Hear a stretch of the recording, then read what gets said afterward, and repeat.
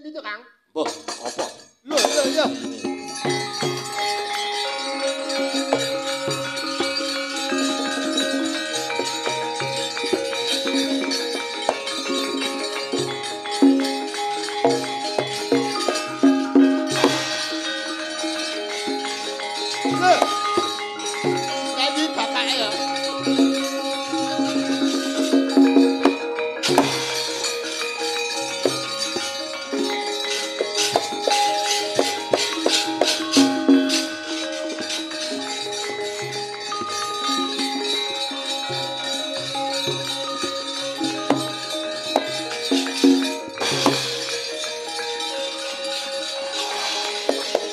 Loro.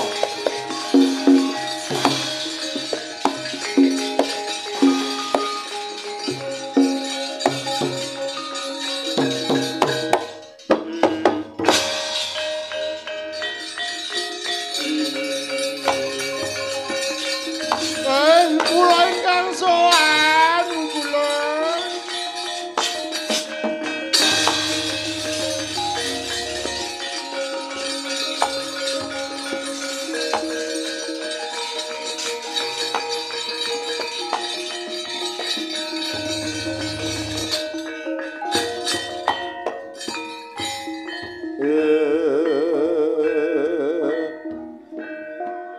Ujung ngajari balong randane galopo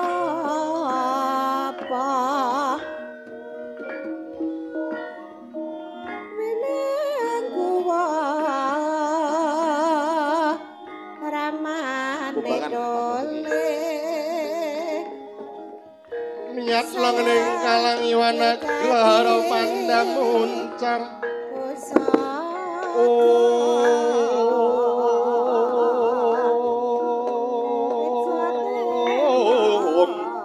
tinon lara kakonang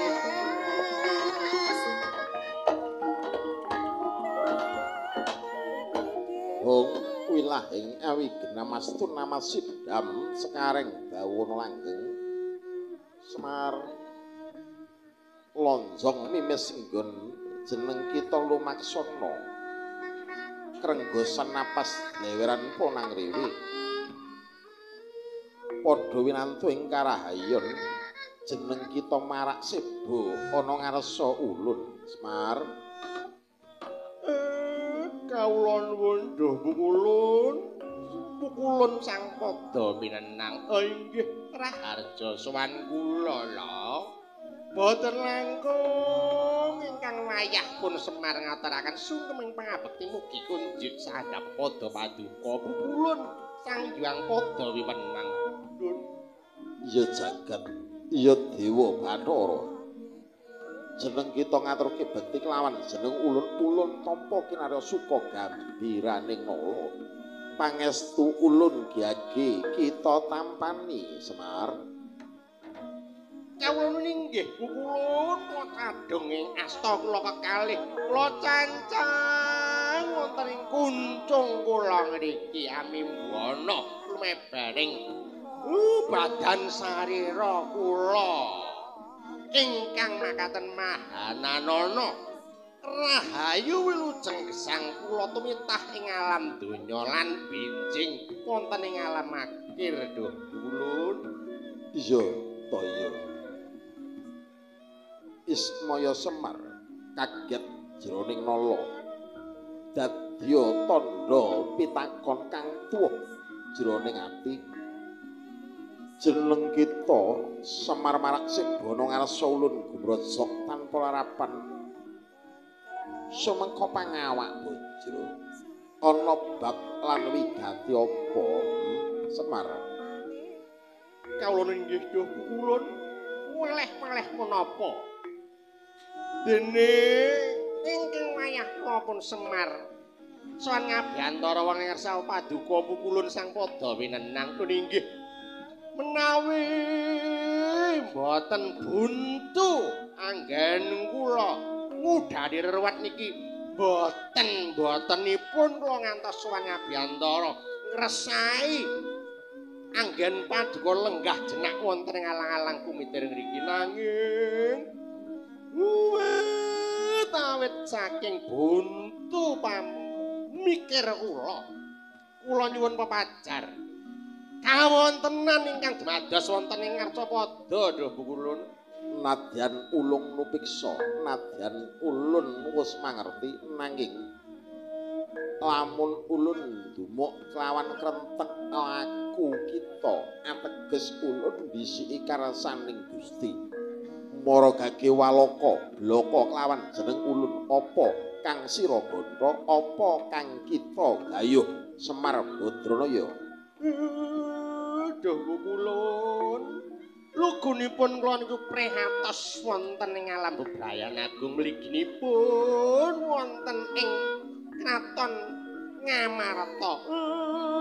Ewa-ewan ingkang dumados wonten ing Arcapada menika sampun dadosaken boten kiyatipun kula momong para satriya. Undulu kahaning para kalodasih langkung ndara kula Pandhawa ingkang wiwit cilik ta mula kula upakara kula bentrah kula momongi wiwit padha mbrangkang nganti padha crapang dengos lah kok kalih kula pun lali pun supe Purwa Duksina kula niki malah dicecamah kula niki malah boten dianggep babar pisan malah kepara wantun mulasara kalian kula ingkang angka kalih ugi dhuh Bu Kulun kula menika nggadahi sumitra momong para satriya tama nggih menika pun Nalendra Ndarawati si Bathara Kresna kaluhunan niki kalungguhan iki dhuh Bu Kulun malah wonten kaelohaning kahanan lah kok si Bathara Kresna niku malah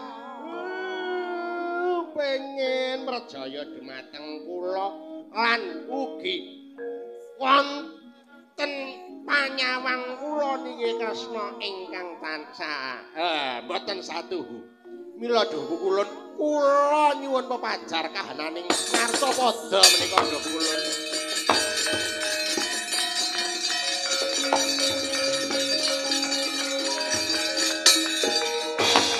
Satya bala Pandhawa mbya gumulung mangon sering sapa Kurawa hamba Semar kula Bu Kulun lamat ulun wis priksa tanggap kelawan karsaning kita Semar Badranaya. Inggih dados pundi Bu Kulun? Kahanan kang tinempuh ana Praja Ngamarta kahananing para Pandhawa kang milara kelawan jeneng kita. Ulun wis tanggap kekarepan kita. Inggih wanti-wanti pitungkas ulun kelawan jeneng kita. Ya mung kita kang sembodo nyeblake pepedhut kang ana Praja Ngamarta. Semar. Inggih. Dina samangko jeneng kita ora kaleru suwen marang jeneng ulun. Ulun bakal paring wujuding pusaka kelawan jeneng kita.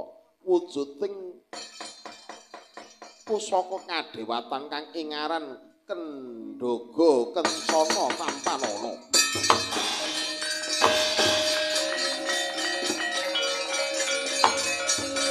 Inggih pratampi dhuh Bu Kulun.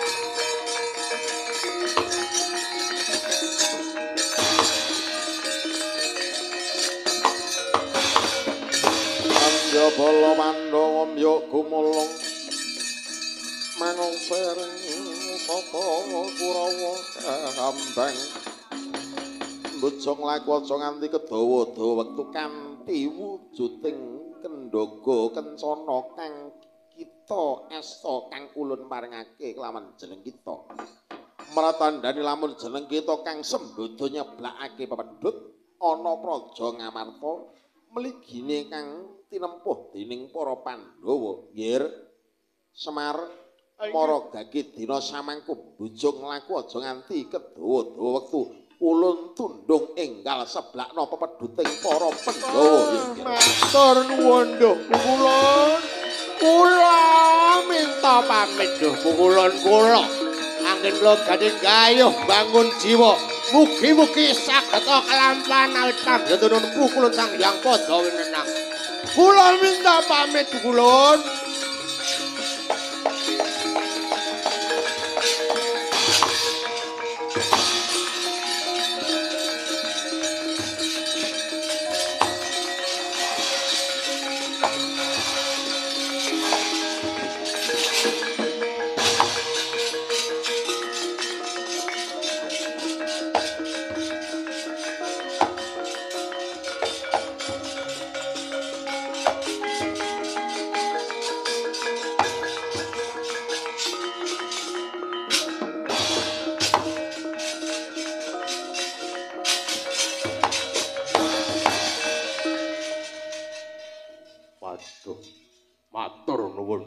Kyai Semar Paduka ingkang sampun rawuh cengklungan kula ngrantos rawuh Paduka kados pundi duh pukulun duh Kyai Semar Badranaya.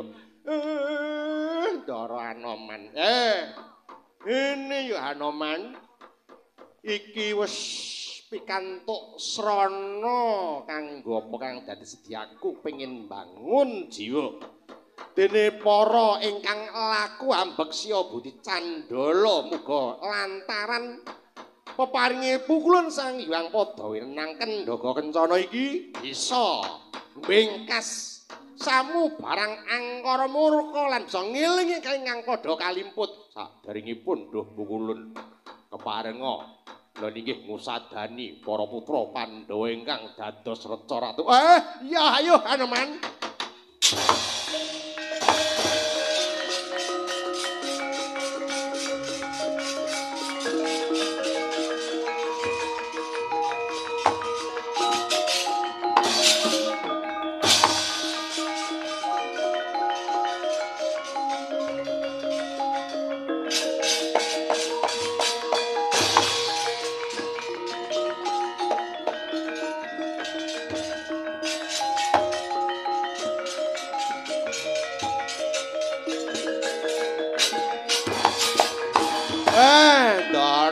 Garut kaca.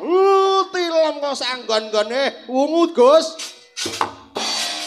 Rita, cak kados wungu itu. Waduh, Kyai Semar Badra nggih. Monggo eling Purwadasena. Ngayahi wajib, Gus. Oh nggih, ngestakaken dawuh.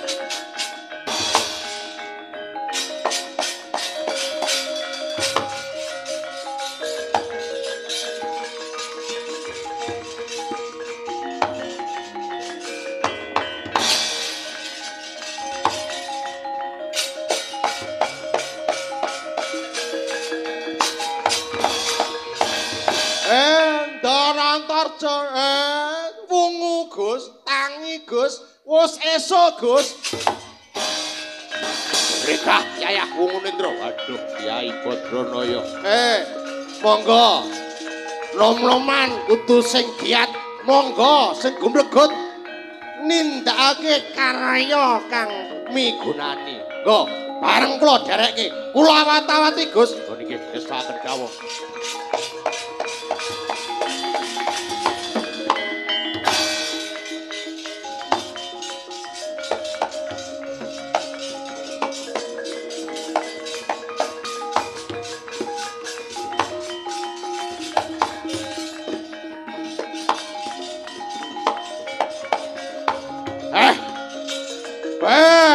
Lah kok kaya nang buta loro kae kepiye?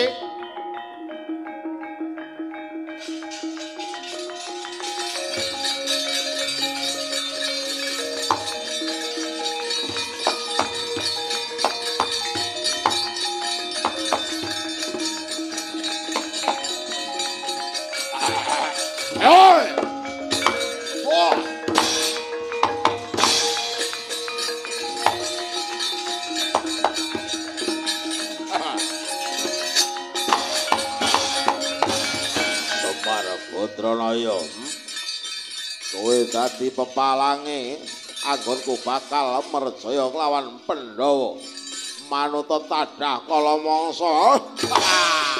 Wah, oi. Lho. Ayo Kang, gaglak Kang, ayo tak keploki kok kene Kang.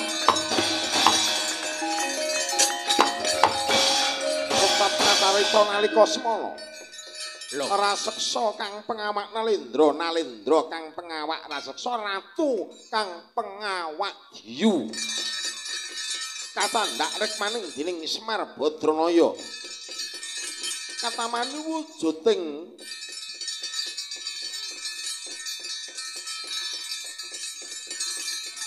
badar sejatining wujud pusakaning Dyan Bratasena. Wah! lho. Wah. Kakang Langgita Yaksa. Wah, lah kok malih pusaka Kakang. Wah. Wah. Wah, piye Kang aku kok isih panggah Kakang Langgita Yaksa. Kok kono ora apa-apa lho nek donal. Wah, buta elek kowe. Kok iso minggat saka pagedhongan. Bali wujud. Wah, ya. Wah.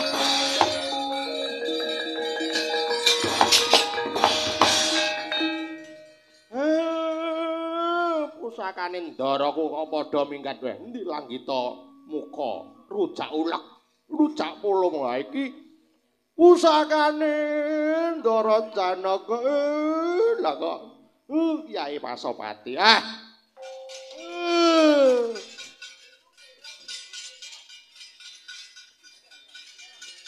Ndara Werku Ndara Janaka mang mriki.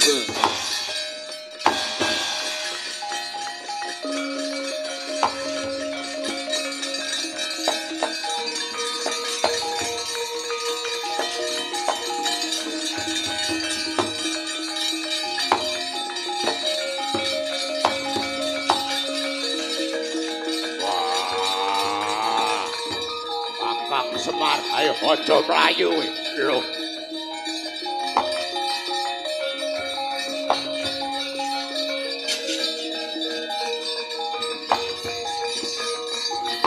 Kakang Semar, ayo kowe arep nyanyi.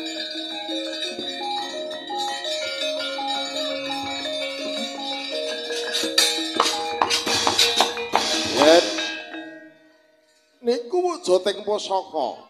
Pusaka ndika Ndara Werku Ndara miwah Ndara Janaka. Gada rujak polo miwah. Wujuding Pasopati. Sampeyan kelangan gaman ilang saka urip sampeyan.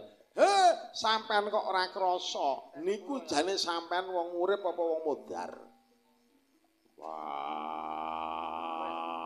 ora mesti gaman kuwi tak gawe. Yen to lunga ora ngerti, jebul kau malah ning kene lara-larae kepriye Kakang Semar. Iya Kakang Semar. Aku bakal ngoyak marang Kakang Semar ingkang mancaya apa kang dadi kersaning Koko Prabu Kunto. Lah iki kok malah pusakaku Kyai Pasopati ana ning kene kepriye Nyata sampean ki padha kelilipen malang lalakoning kahanan. Kelangan gaman ora krasa, koncatan ageman ora krasa. Koncatan gaman kok ora krasa. Sampeyan kuwi njur piye lek cedhak karo bojone sampeyan. Oh, gamane ra ono barang kok ya. Wah.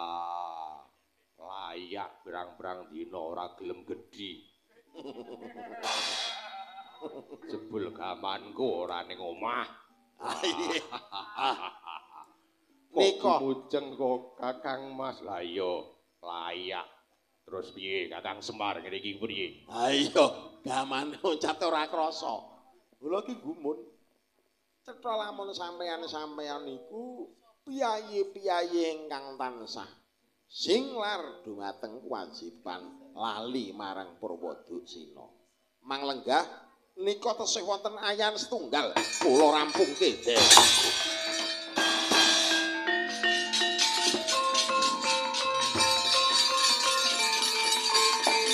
Ayo, Kakang Semar. Aja mlayu kowe. Lho, Janaka ning kene.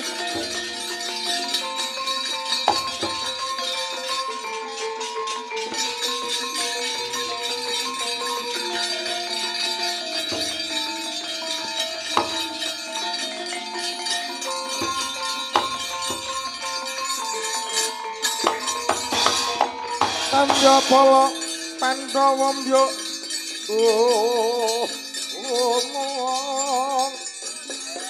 mangusra sapa Kurawa kambah ambaku Isra katite Kyai Semar Badranaya Kresna Ndara Punta Dewa Gus kula aturi tanggap dumateng kahanan punika nggih.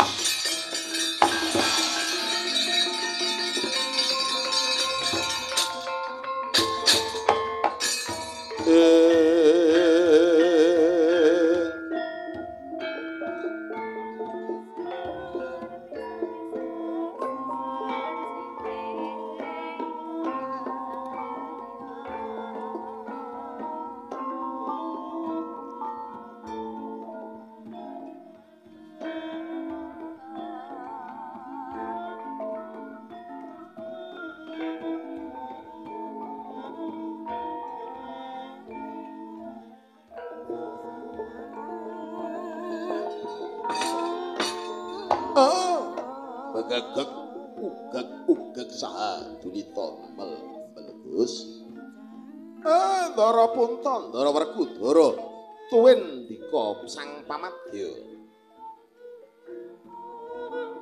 anggen ndika sedaya lali dumateng Purwaduk Sina kula boten maido awit sampeyan para Pandhawa mligine sampun koncatan jati giri Jamus Gada Pasopati Sirna dika boten krasa den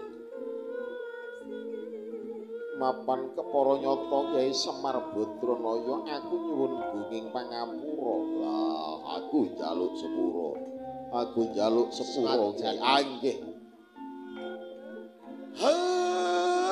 wonten dados punapi niki kangge pasinaon kula lan sampeyan sedaya amrih dika sampurna sarta langgeng anggenipun ngasta pusaraning praja ngayoming para kawula ampun lali dumateng ageman sampeyan niku gaman sampeyan kedah dipun upakara Jamus kalima sada kang minangka dadi agemaning para warga saindengipun negari Indra Parahasta Ndara Werkudara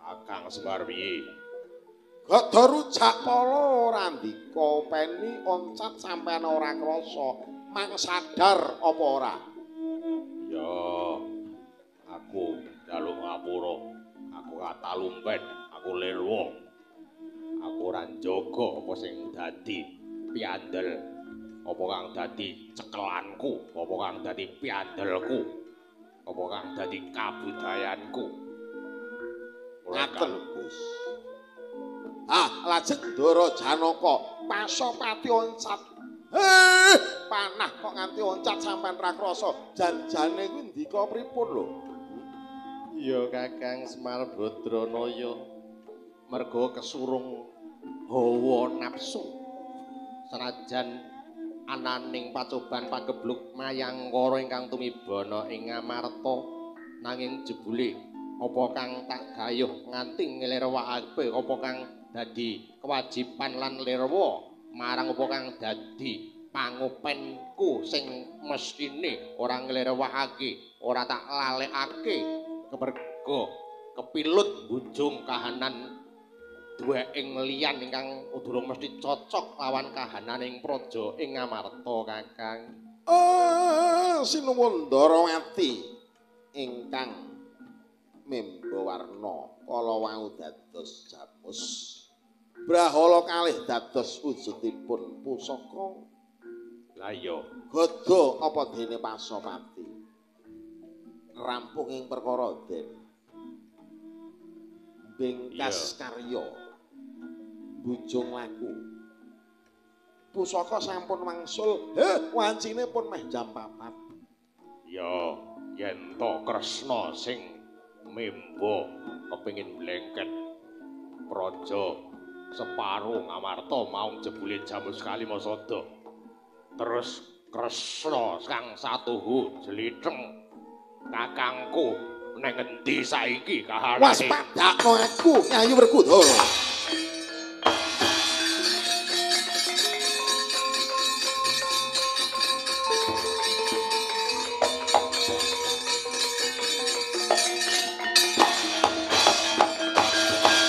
Kendhaga kencana mau sejatine panjenenganing sun kang munggah ana kayiwangan Suralaya nyuwun pengadilan kelawan para Jawata napakake para Pandhawa tumapak ing mangsa kala besok Bratayuda Jaya binangun anut dawuh kang tinampa ya mung para Pandhawa kang bakal unggul julite. Kok tak nambah yen Gus. Iki Gus.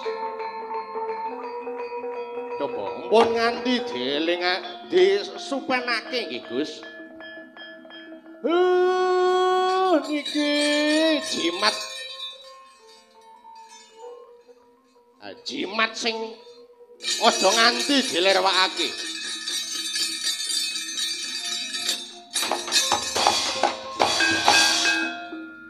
Mongko ingkang dadi piandele Ndara kula Pandhawa sing ketok niki wonten jamus Kalimasada, wonten pusaka Langgita Muka ya rujak pulu, wonten pusaka niku naminipun Kyai Pasopati, nanging ugi wonten pusaka piandel sing ora katon ingkang ora kena dilirwakake. Wah, aja dadak gawe bingung Kakang Semar Tunggule Gadudana. Ngaten nggih Gus. Menungsa eling yamun to tumitah ana ing alam donya menika dikersakake karo Gusti ingkang murbeng bawana. Sakwise dikersakake dening Gusti manungsa kuwi dadi urip kuwi tengere ana napas. Napas kuwi nunggalake antaraning batin lawan utawa roh utawa ya kuwi badan alus lan raga. Mula kang saka kuwi aja nganti dilirwakake pitrange mangkene ya Ndara. Merga menungsa dumadi saka raga, butuhe raga kuwi sandang pangan lawan papan. Ingkang angka 5 makripating manungsa kuwi raga. Mula aja dilirwakake, aja dilalekake. Kebutuhaning raga ya kuwi sandang pangan kelawan papan kuwi cocok karo apa kang dadi prastiyaning para Pandhawa. Dasaring Pancasila ingkang kaping 5. Wah, sing lamer 5, sing nomor 4 apa? Ya kuwi kebutuhaning batin. Kebutuhaning batin kuwi manungsa darbinges krentek pangarep-arep gegayuhan cita-cita lan sak panunggalane. Menungsa ijen ora bakal iso nggayuh. Mula kebutuhaning batin kuwi serasean, omong-omongan supakatan karo kanca ruwange. Yen to mangkono mufakat dadi apa kang dadi penggayuhe.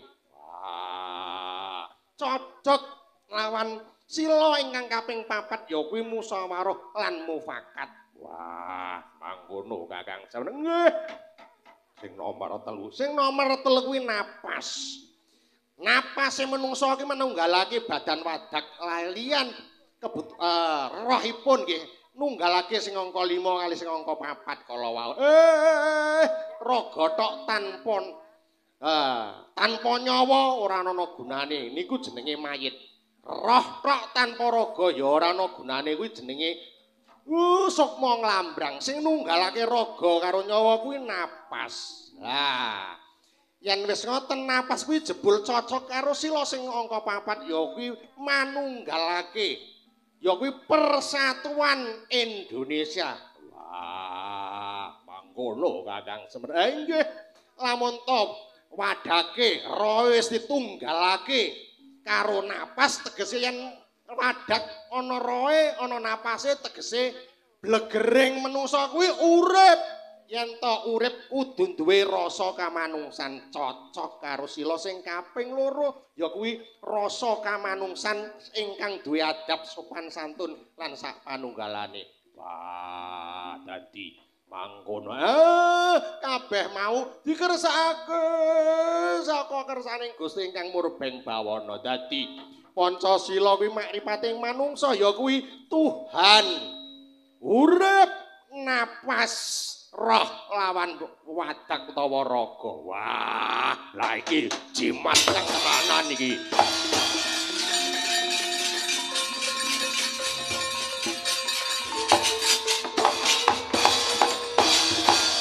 Gunging panuwun kang tanpa umpama Kyai Semar biar padang trawangan dene dawuh saka panjenengan Kyai Semar Badranaya. Inggih. Mila sampun ngantos dipun nirmakake Pancasila meniku makripating manungsa gesang sawutuwe. Nah, niku senjata ingkang ampuh ingkang manunggalaken bangsa Indonesia niki sing kudu manembah mring Gusti. Kudu duwe rasa kemanungsan, kudu guyub rukun kompak lak kanca rawange. Wiwit saka Sabang nganti Merauke lan uga lamun darbe kekarepan diserasihake dirembukake bebarengan yen to supakat bareng ning kono ditindakake ingkang pungkasan nggih menika kebutuhaning warga kabeh sandang pangan lan papan ayo diwaratake supaya adil lan makmur Gus. Kyai Semar Badranaya kula wonten gandeng kabeh wong gamblang wis cetha sarta kang kinersakake wis padha bali kang diantu-antu wis padha dadi mula dina samangka ayo nyuwun perbaning Gusti ingkang akarya bawana jumbuh lawan apa kang diaturke kelawan Kyai Semar Badranaya lamun to menungsa kudu pitaya ananing Gusti kang ingaran Gusti tegese bagus sing arti ing tegese Tuhan tegese tunane hambekan ingaran pangeran tegese papan pangengeraning urip gandeng dina samangka ora usah dadak perang ulih-ulihan kesuwen kesuwen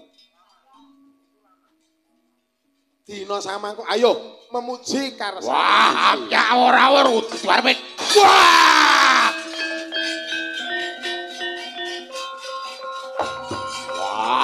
opo karepe dhewe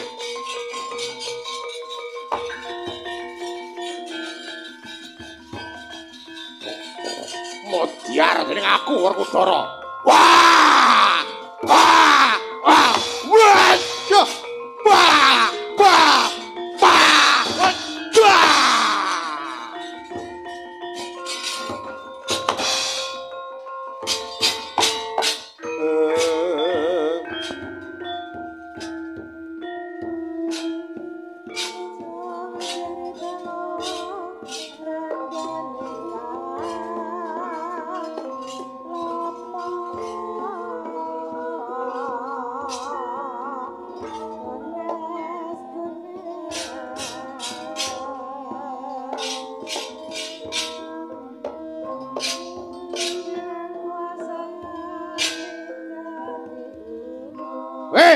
Kresna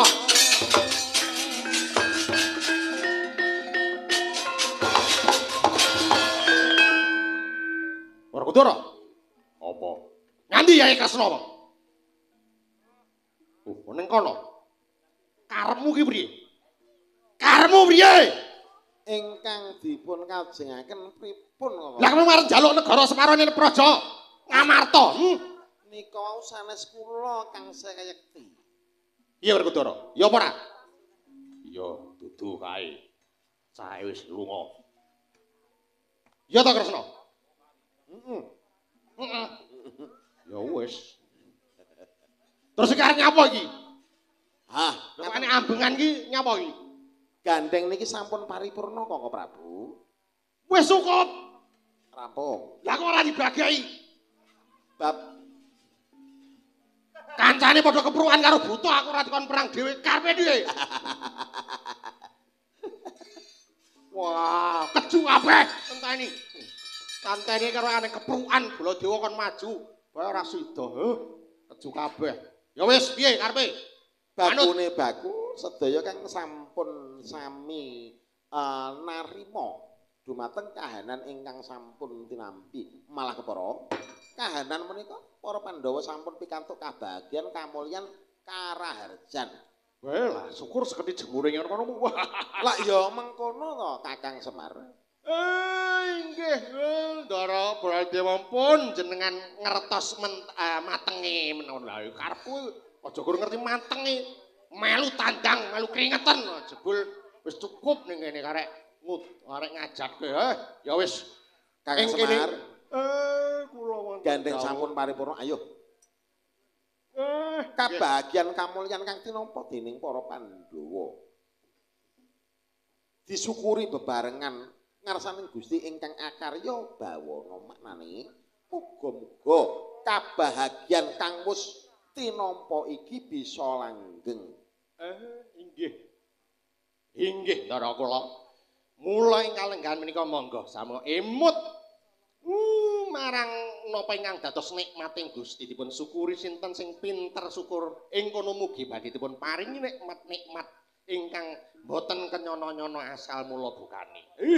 Lan ing kalenggahan menika monggo samiya memuji jaya-jaya wijanten ilir ing sambikala mugi wewengkon ngamarta desa Duren ngriki saged ayep nentem guyub rukun lan ing kono padha gampil anggone padha ngupaya sandang lan pangan lan muga-muga Duren tetep anjayeng bawana bisa sakali mardika tetepa mardika Kakang Semar.